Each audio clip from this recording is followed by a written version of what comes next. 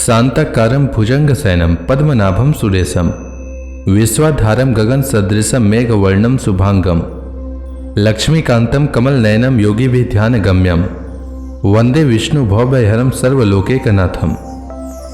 मंगलम भगवान विष्णु मंगलम गरुड़ध्वज मंगलम पुंडरीकाक्ष मंगलाय तनोहरि।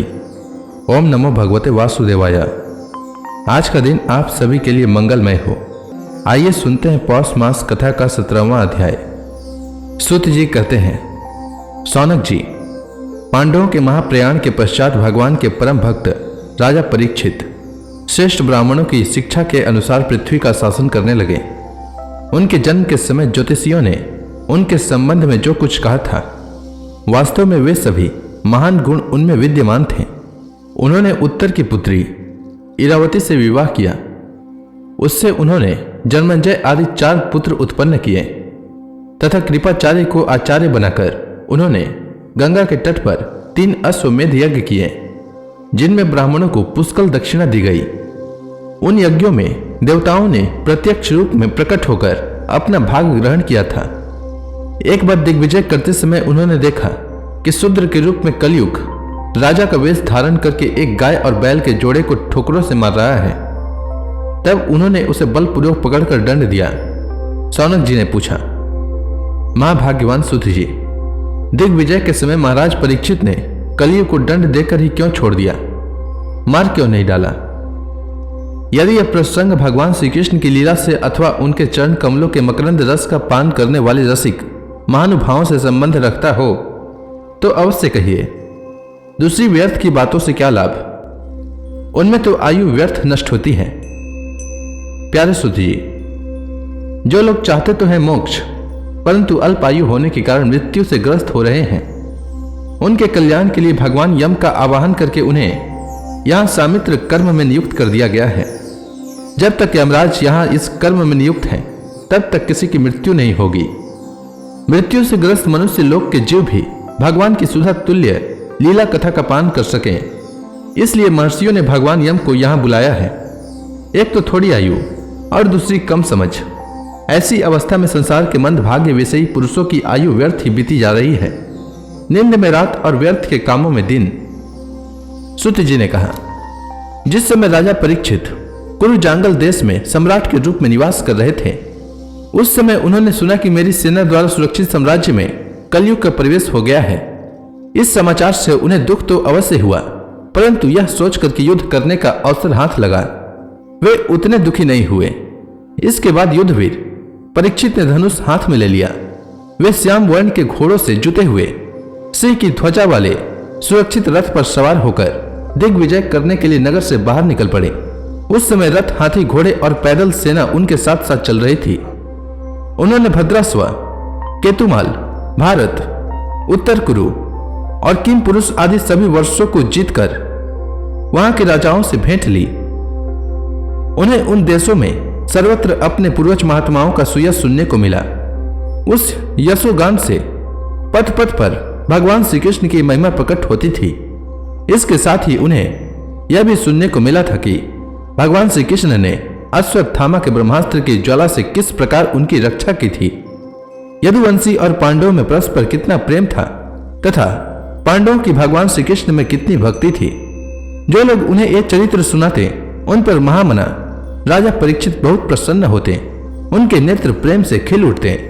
वे बड़ी उदारता से उन्हें बहुमूल्य वस्त्र और मणियों से हार उपहार में देते थे। वे सुनते कि भगवान श्री कृष्ण ने प्रेम परवश होकर पांडवों के सारथी का काम किया, उनके सभासद बने, यहां तक कि उनके मन के अनुसार काम करके उनकी सेवा भी की। उनके सखा तो थे ही, दूत भी बने। इतना ही नहीं, अपने प्रेमी पांडवों के चरणों में उन्होंने सारे जगत को झुका दिया। तब परीक्षित की भक्ति भगवान श्री कृष्ण के चरण कमलों में और भी बढ़ जाती। इस प्रकार वे दिन दिन पांडवों के आचरण का अनुसरण करते हुए दिग्विजय कर रहे थे। उन्हीं दिनों उनके शिविर से थोड़ी ही दूर पर एक आश्चर्यजनक घटना घटी। वह मैं आपको सुनाता हूं। धर्म बैल का रूप धारण करके एक पैर से घूम रहा था। एक स्थान पर उसे गाय के रूप में पृथ्वी मिली। पुत्र की मृत्यु से दुखनी माता के समान उसके नेत्रों से आंसुओं के झरने झर रहे थे। उसका शरीर श्रीहीन हो रहा था। धर्म पृथ्वी से पूछने लगा, धर्म ने कहा, कल्याणी, कुशल से तो होना। तुम्हारा मुख कुछ कुछ मलिन हो रहा है, तुम श्रीहीन हो रही हो। मालूम होता है तुम्हारे हृदय में कुछ न कुछ दुख अवश्य है। क्या तुम्हारा कोई संबंधी दूर देश में चला गया है जिसके लिए तुम इतनी चिंता कर रही हो? कहीं तुम मेरी तो चिंता नहीं कर रही हो कि अब इसके 3 पैर टूट गए, एक ही पैर रह गया है? संभव है तुम अपने लिए शोक कर रही हो कि अब शूद्र तुम्हारे ऊपर शासन करेंगे। तुम्हें इन देवताओं के लिए भी खेद हो सकता है जिन्हें अब यज्ञों में आहुति नहीं दी जाती, अथवा उस प्रजा के लिए भी जो वर्षा न होने के कारण अकाल एवं दुर्भिक्षों से पीड़ित हो रही है। देवी, क्या तुम राक्षस सरीखे मनुष्यों के द्वारा सताई हुई अशिक्षित स्त्रियों एवं आर्त बालकों के लिए शोक कर रही हो? संभव है विद्या अब कुकर्मी ब्राह्मणों के चुंगल में पड़ गई है और ब्राह्मण विप्रह द्रोही राजाओं की सेवा करने लगे हैं और इसका तुम्हें दुख हो। आज के नाम मात्र के राजा तो सुलहों आने कलयुगी हो गए हैं। उन्होंने बड़े बड़े देशों को भी उजाड़ डाला है। क्या तुम उन राजाओं या देशों के लिए शोक कर रही हो? आज की जनता खान पान, वस्त्र, स्नान और स्त्री समास आदि में शास्त्रीय नियमों का पालन न करके स्वेच्छाचार कर रही है। क्या इसके लिए तुम दुखी हो? मां पृथ्वी, अब समझ में आया। हो न हो तुम्हें भगवान श्री कृष्ण की याद आ रही होगी, क्योंकि उन्होंने तुम्हारा भार उतारने के लिए ही अवतार लिया था और ऐसी लीलाएं की थी जो मोक्ष का भी अवलंबन है। अब उनकी लीला सम्पूर्ण कर लेने पर उनके परित्याग से तुम दुखी हो रही हो।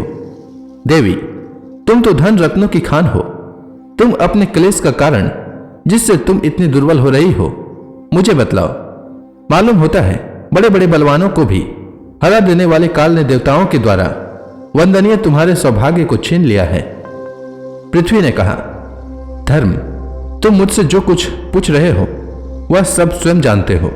जिन भगवान के सहारे तुम सारे संसार को सुख पहुंचाने वाले अपने चारों चरणों से युक्त थे, जिनमें सत्य, पवित्रता, दया, क्षमा, त्याग, संतोष, सरलता, सम, दम, तप, समता, तितिक्षा, उपरति, शास्त्र विचार, ज्ञान, वैराग्य, ऐश्वर्य, वीरता, तेज, बल, स्मृति, स्वतंत्रता, कौशल, कांति, धैर्य, कोमलता, निर्भीकता, विनय, शील, साहस, उत्साह, बल, सौभाग्य, गंभीरता, स्थिरता, आस्तिकता, कीर्ति, गौरव और निरहंकारता, ये 39 अप्राकृत गुण तथा महत्वाकांक्षी पुरुषों के द्वारा वांछनीय और भी बहुत से महान गुण उनकी सेवा करने के लिए नित्य निरंतर निवास करते हैं। एक क्षण के लिए भी उनसे अलग नहीं होते। उन्हीं समस्त गुणों के आश्रय सौंदर्य धाम भगवान श्री कृष्ण ने इस समय इस लोक से अपनी लीला सम्पूर्ण कर ली और यह संसार पाप में कलयुगी की कुदृष्टि का शिकार हो गया। यही देखकर मुझे बड़ा शोक हो रहा है। अपने लिए, देवताओं में श्रेष्ठ तुम्हारे लिए देवता, पितर, ऋषि, साधु और समस्त वर्णों तथा आश्रमों के मनुष्यों के लिए मैं शोकग्रस्त हो रही हूँ, जिनका कृपा कटाक्ष प्राप्त करने के लिए ब्रह्मा आदि देवता भगवान के शरणागत होकर बहुत दिनों तक तपस्या करते रहे। वही लक्ष्मी जी अपने निवास स्थान कमल वन का परित्याग करके बड़े प्रेम से जिनके चरण कमलों की सुभग छत्र छाया का सेवन करती हैं, उन्हीं भगवान के कमल, वज्र, अंकुश और ध्वजा आदि चिन्हों से युक्त श्री चरणों से विभूषित होने के कारण मुझे महान वैभव प्राप्त हुआ था और मेरी तीनों लोकों से बढ़कर शोभा हुई थी। परंतु मेरे सौभाग्य का अब अंत हो गया। भगवान ने मुझ अभागिनी को छोड़ दिया। मालूम होता है मुझे अपने सौभाग्य पर गर्व हो रहा था, इसलिए उन्होंने मुझे यह दंड दिया है। तुम अपने 3 चरणों के कम हो जाने से मन ही मन कुढ़ रहे थे, अतः अपने पुरुषार्थ से तुम्हें अपने ही अंदर पुनः सब अंगों से पूर्ण एवं स्वस्थ कर देने के लिए वे अत्यंत रमणीय श्याम सुंदर विग्रह से यदुवंश में प्रकट हुए और मेरे बड़े भारी भार को, जो असुरवंशी राजाओं की सैकड़ों अक्षोहिणियों के रूप में था, वह नष्ट कर डाला, क्योंकि वे परम स्वतंत्र हैं, जिन्होंने अपनी प्रेम भरी चितवन, मनोहर मुस्कान और मीठी मीठी बातों से सत्यभामा आदि मधुमयी माननीयों के मन के साथ धीरज को भी छीन लिया था और जिनके चरण कमलों के स्पर्श से मैं निरंतर आनंद से पुलकित रहती थी, उन पुरुषोत्तम भगवान श्री कृष्ण का विरह भला कौन सा सकती है। धर्म और पृथ्वी इस प्रकार आपस में बातचीत कर ही रहे थे कि उसी समय राजर्षि परीक्षित पूर्व वाहिनी सरस्वती के तट पर आ पहुंचे। तो इसी के साथ यह अध्याय समाप्त हुआ। इसके आगे की कथा मैं कल के अध्याय में सुनाऊंगा। तब तक के लिए भगवान हरि का नाम लेते रहें। तो प्रेम से बोलिए भगवान विष्णु की जय, श्री कृष्ण भगवान की जय, समस्त देवी देवताओं की जय।